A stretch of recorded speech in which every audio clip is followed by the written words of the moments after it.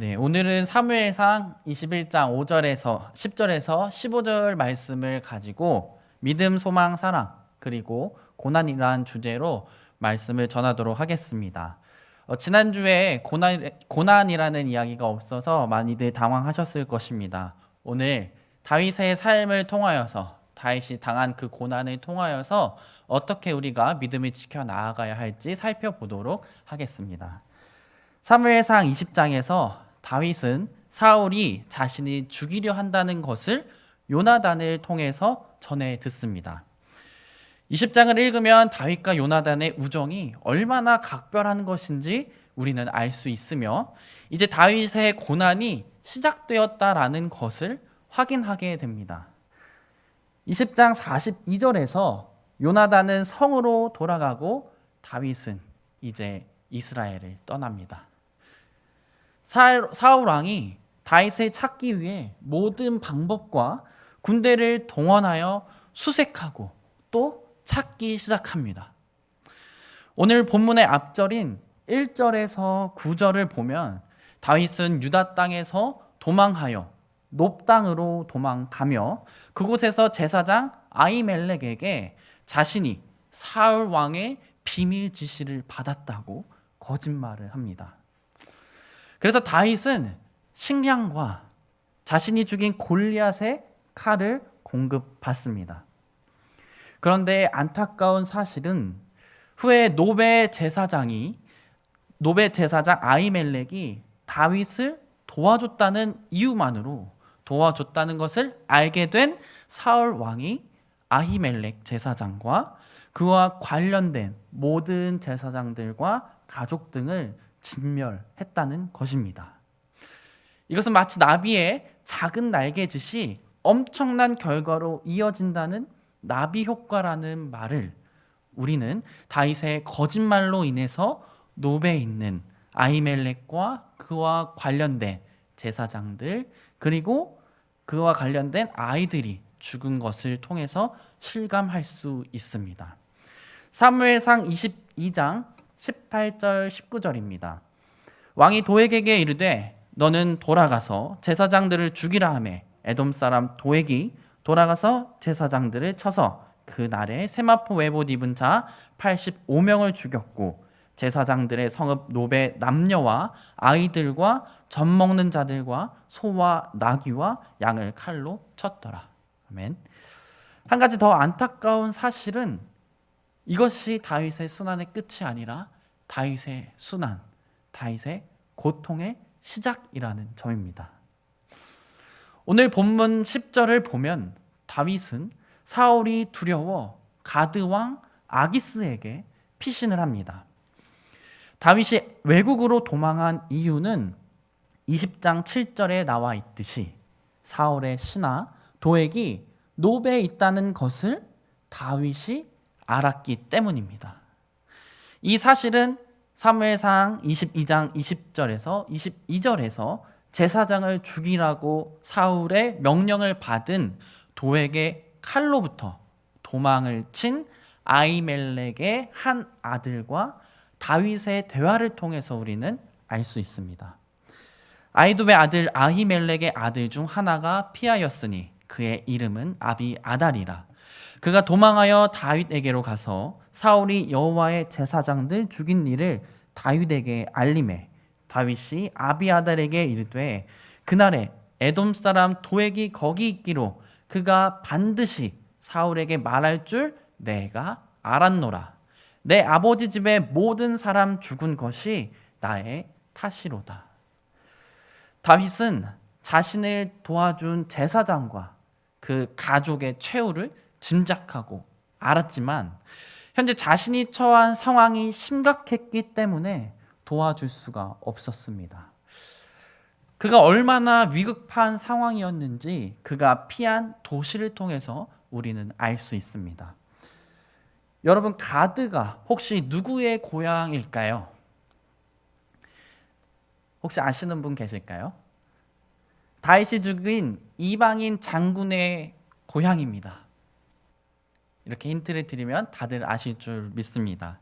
네, 블레셋 골리앗 골리앗의 고향이 가드이며 그것은 블레셋의 5대 도시 중에 하나입니다.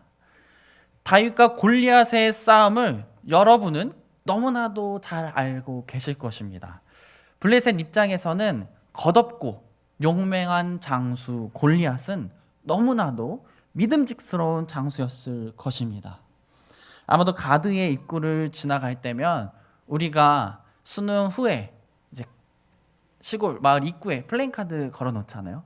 마치 그것과 같이 가드의 아들 골리앗, 블레셋 묵과 시험 합격, 3급 합격이라는 플랜카드도 걸어 있지 않았을까 합니다.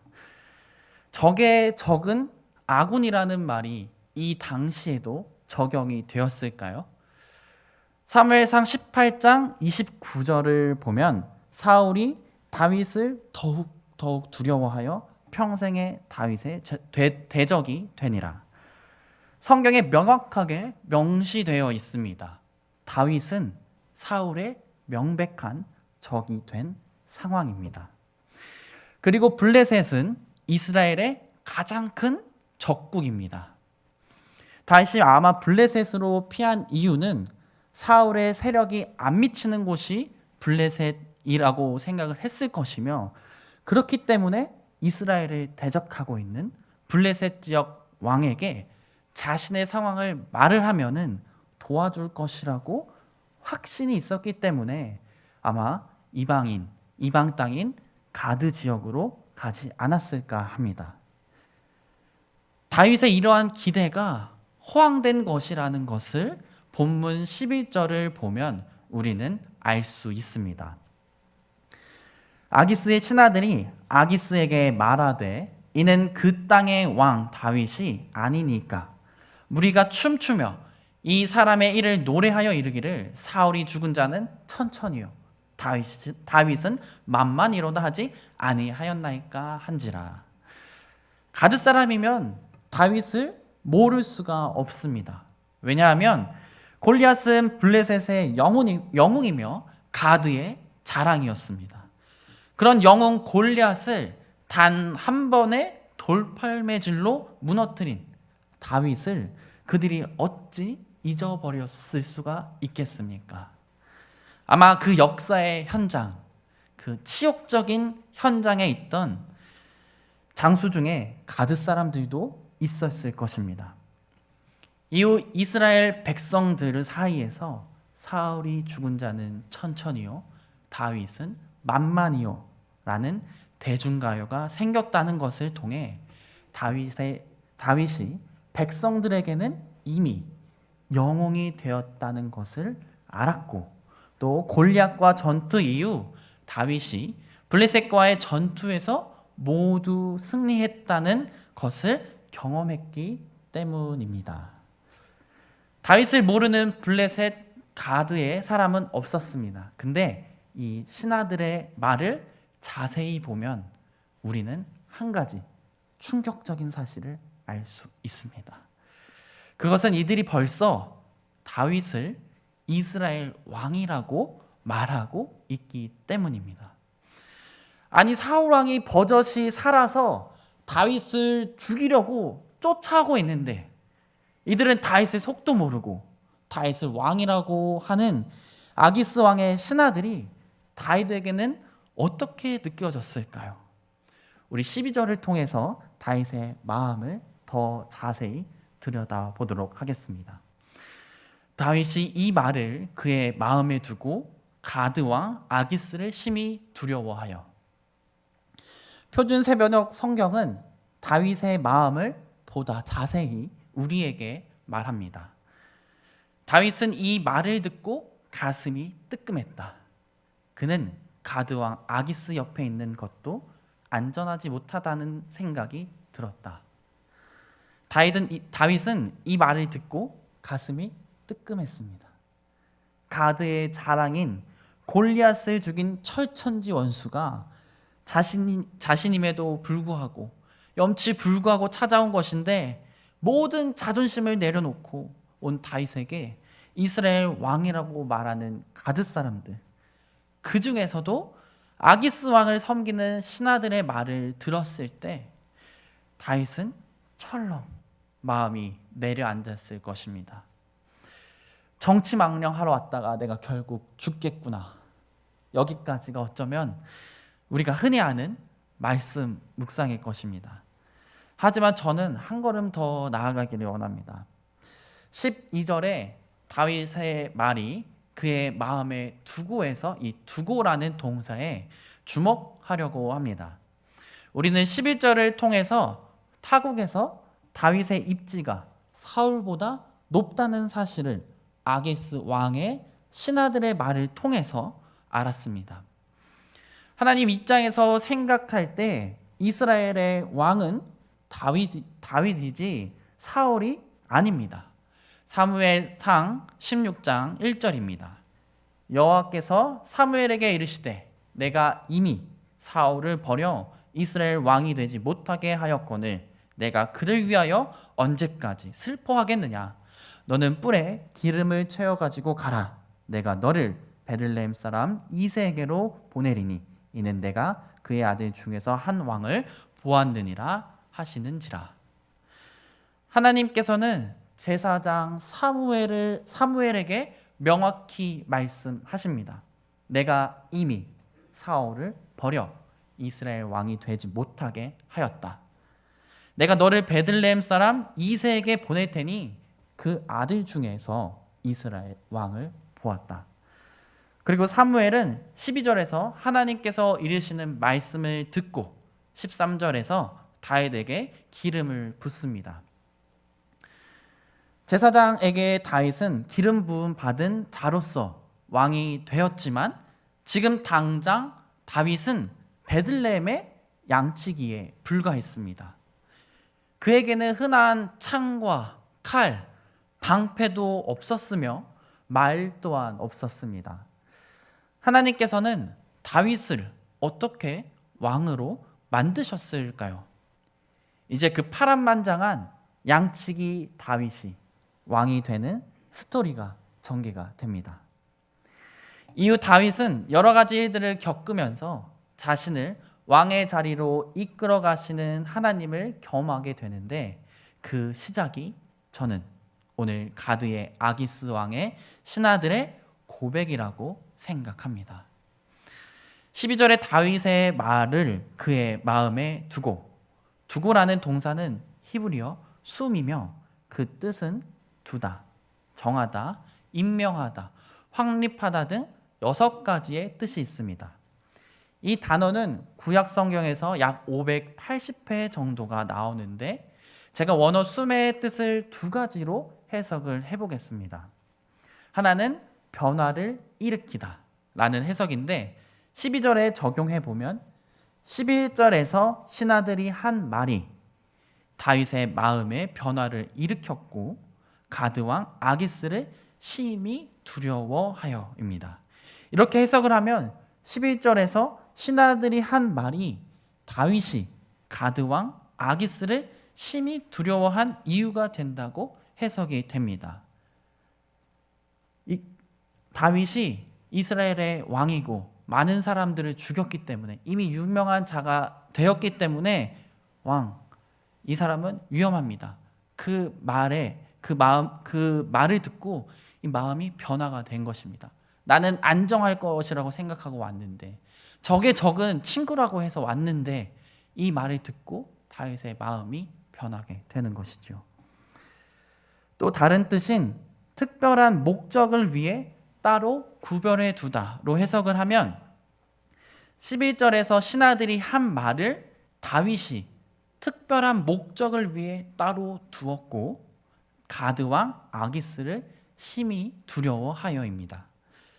첫 번째 해석은 신하들의 말이 다윗이 가드의 정치 망령을 하러 온 것에 대한 생각의 변화를 불러일으켜서 아기스 왕을 두려워했다는 뜻입니다. 반면에 두 번째 해석은 다윗이 신하들이 자신을 이스라엘 왕이라고 부른 것이 사울이 죽인 자는 천천히요 다윗은 만만이로다 라는 말을 들었을 때 그 말을 그냥 흘리거나 사람이 하는 그러한 단순한 말이 아니라 자신에게 특별하게 하는 말, 하나님께서 자신에게 해주신 말처럼 느꼈다는 것입니다.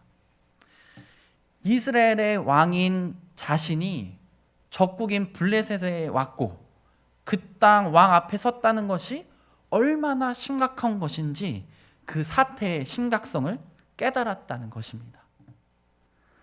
왕이 적국 왕에게 간다는 말이 여러분 무슨 뜻일까요? 항복한다는 의미일까요? 아니면 같이 놀자고, 또 티타임을 갖자고, 같이 뭐 바둑이나 장기를 두자고 왕이 적국의 왕 앞에 갈까요? 다윗은 자신의 신분을 자각하고 무기라고는 골리앗을 죽이고 챙긴 그 전리품 칼, 그리고 자신의 부하들 몇 명만 있다는 것을 자신의 상황을 생각하고 빠르게 계획을 세웠습니다. 13절은 다윗의 계획을 이야기합니다. 그들 앞에서 그의 행동을 변하여 미친 채 하고 대문짝에 그적거리며 침을 수염에 흘리매. 여러분은 미친 척하는 한 나라의 왕을 상상하실 수 있겠습니까? 우리나라 대통령이 다른 나라 대통령이 직무하는 그 집무실, 그 문 앞에 가서 미친 척을 한다고 한다면 어떻게 신문이나 뉴스에 기사가 날까요? 국제적인 망신, 국가적 망신, 이날은 국가의 치욕의 날이다 등등 너무나도 자극적인 헤드라인이 신문과 뉴스를 장악할 것입니다. 다윗은 가드에서 사는 것이 아니라 떠나기로 자신의 행동을 변화시킵니다. 그래서 미치광이 미친 자가 됩니다. 한 나라의 장수도 아닌 왕이 적국 왕에게 얼굴 앞에서 미친놈 소리를 듣는다면 그 자존심은 어떻게 될까요? 아마 산산조각이 나고 회복 불가능한 지경에 이르지 않을까 합니다. 하지만 그는 개의치 않습니다. 왜 그는 미친놈 소리를 들으면서도 가만히 있었을까요?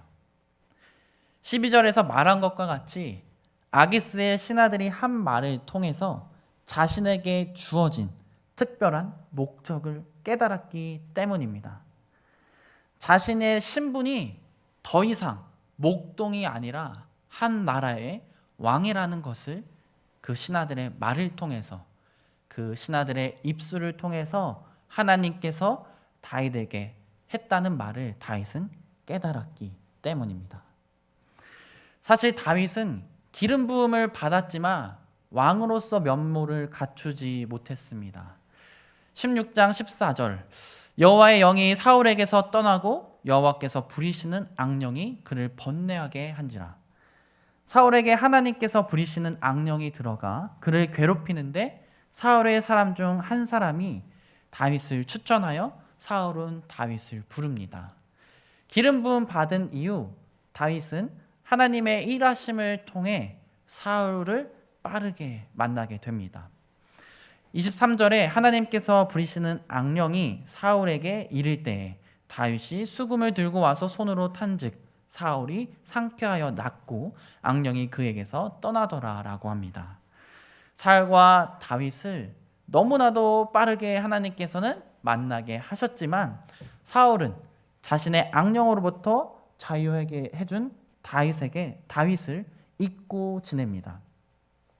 마치 요셉의 꿈을 해몽한 것을 듣고 안심할 수 있었던 포도주 맡은 관원장이 요셉을 잊고 지냈던 것과 똑같이 말입니다. 그 후 시간이 얼마나 지난지는 정확히 알 수 없지만 사울은 다윗을 잊고 지냅니다. 그리고 바로 뒷장인 17장에서 사울 자신을 포함한 이스라엘 군대를 40일 밤낮 동안 공포에 떨게 한 블레셋 사람 골리앗을 물매질 한 방으로 죽이고 일약 스타덤에 오르며 점점 장수로서 또 왕으로서 모습을 다윗은 갇혀 갑니다. 갓에서 떠난 뒤 아둘람의 터를 잡은 다윗은 앞으로 더 얼마나 많은 고난을 겪어야 왕이 될 수 있을까요? 우리는 다윗의 위대한 업적을 너무나도 많이 듣습니다. 시편 찬송도 짓고 이스라엘이라는 국가를 부국강병의 국가로 만든 다윗의 삶을 들으면 그의 삶에는 어떠한 역경도 또 고난도 좌절도 없어 보입니다. 어떤 어둠의 그림자도 그에게 드리워지지 않았다고 생각할 수 있습니다. 하지만 오늘의 이야기를 들으면 너무나도 처절하고 불쌍한 사람이 다윗이 아닐까 합니다. 기름 부음 받아 왕이 되었지만 신분만 왕이지 자신의 주변의 것은 아무것도 변하지 않은 다윗. 왕을 만났지만 그 뒤로 아무런 일이 일어나지 않은 그 다윗의 삶. 자신의 왕이라고 생각하고 자신의 목숨을 다해서 충성되게 살아가는 자신을 죽이려고 하는 사울을 통해 그는 끊임없이 좌절하고 고난을 당합니다. 하지만 그는 하나님에 대한 소망, 믿음, 소망, 그리고 사랑을 끝까지 붙잡습니다. 고린도전서 13장 13절, 그런즉 믿음, 소망, 사랑 이 세 가지는 항상 있을 것인데 그중 제일은 사랑이라. 우리에게 믿음, 소망, 사랑 이 세 가지는 항상 있다고 합니다. 그리고 그중 제일은 사랑입니다.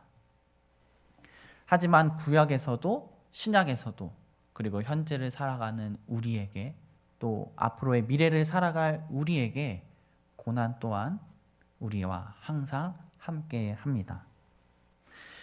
그 하나님을 믿는 여정 가운데 그리고 하나님 나라와 하나님께 소망을 품고 살아가는 우리의 삶의 한 자락 가운데 또 사랑이신 하나님, 사랑의 본체이신 하나님의 사랑을 담기 원하고 알아가기 원하는 그 사랑의 통로인 우리들의 삶 가운데 고난은 항상 찾아올 것입니다. 오늘 본문 12절에서 다윗은 적국 신하들의 말을 들은 것이 아닙니다. 그들을 통해 역사하신 하나님의 말씀을 들었습니다. 이 신하들의 말을 듣기 전까지 다윗은 고난에 허덕이고 절망에 허덕이며 이스라엘 국경을 넘어 가드로 향해 갔을 것이고 아기스 왕의 한 자락의 희망을 품고 섰을 것입니다. 고난 앞에 다윗은 언제나 우리와 함께하는 하나님에 대한 믿음, 하나님께서 자신을 통해 그분의 뜻을 이루어 가신다는 소망, 하나님께서 자신을 사랑하신다는 사랑을 아마 잃어버렸겠죠. 우리의 삶 또한 마찬가지가 아닐까 합니다. 여러분의 믿음은 죽은 믿음입니까? 아니면 살아있는 믿음입니까? 하나님을 향한 믿음입니까? 내가 가지고 있는 돈과 내가 읽어온 것들에 대한 믿음입니까? 또 여러분의 소망은 어떠한 소망입니까? 하늘나라에 대한 소망입니까? 아니면 그저 오늘을 버티기 위한 주술과 또 주문과 같은 하루입니까? 우리가 진정 하늘을 소망한다면 우리는 어떻게 살아야 할까요? 여러분의 사랑은 어디에서 비롯된 사랑인가요? 사랑의 근원 되시는 한 분 하나님에 대한 사랑과 그분이 나에게 베풀어 주신 사랑에 대한 그 깊은 깨달음에서 나오는 사랑입니까? 아니면 경험적으로 또 지식적으로 깨닫고 주입된 사랑, 또는 세상이 우리에게 끊임없이 일러주는 쾌락이라는 이름의 사랑으로부터 나온 것입니까? 테레사 수녀는 자신이 속한 수녀원 수녀들에게 고난, 고통이라는 말을 할 때에 선물로 대체해서 말하라고 이야기했다고 합니다. 왜냐하면 고통과 고난을 통해서 하나님께서는 나에게 깨달음을 주시고 또 그 깨닫는 것이 반드시 있기에 고난은 우리에게 선물이라고 했다고 합니다. 코로나도 우리에게 선물이었고 또 알파, 베타, 오미크론 등 바이러스 또한 우리에게 선물입니다. 제가 확신할 수 있는 이유는 코로나로 인해서 또 변이 바이러스들 때문에 한국 교회와 전 세계 교회가 고통으로 울부짖었고 전 세계 사람들이 고통을 겪고 있기 때문입니다. 세례 요한은 마태복음 3장 7절부터 12절까지 말씀들로 바리새인들과 사두개인들을 책망하는데 그 마지막 절인 12절은 이렇게 말을 합니다. 손에 키를 들고 자기의 타작마당을 정하게 하사 알곡은 모아 곡간에 들이고 쭉정이는 꺼지지 않는 불에 태우시리라. 하나님께서는 알곡과 쭉정이를 키질하십니다. 탈곡하고 계시는 중이십니다. 우리는 예수 그리스도를 기다리는 정결한 신부입니다. 지금 우리는 힘든 시간을 보내고 있는 것이 사실이지만 이럴 때일수록 우리는 신앙을 놓치지 않기 위해 끊임없이 노력해야 합니다. 고난 중에 믿음, 소망, 사랑 이것을 놓치지 않기 위해 예배하고 또 기도하고 말씀을 읽고 구역 예배 때 말씀을 나누고 가정 예배 때 가정 예배로 나누고 모이기를 힘쓰면 하나님의 말씀이 그리고 그 사랑이 생수같이 흘러 넘칠 것이고 그 사랑이 나와 사랑하는 가족 그리고 자녀들에게 흘러갈 것입니다. 고난 가운데서도 우리가 하나님을 향한 믿음, 소망 그리고 사랑을 잃지 않으면 하나님께서는 우리를 통해 우리를 통해 그리고 당신을 통해 또 나를 통해 일하실 것입니다. 그런 한 분 하나님을 만나시기를 또 그런 한 분 하나님을 구하시기를 간절히 하나님의 이름으로 기도합니다.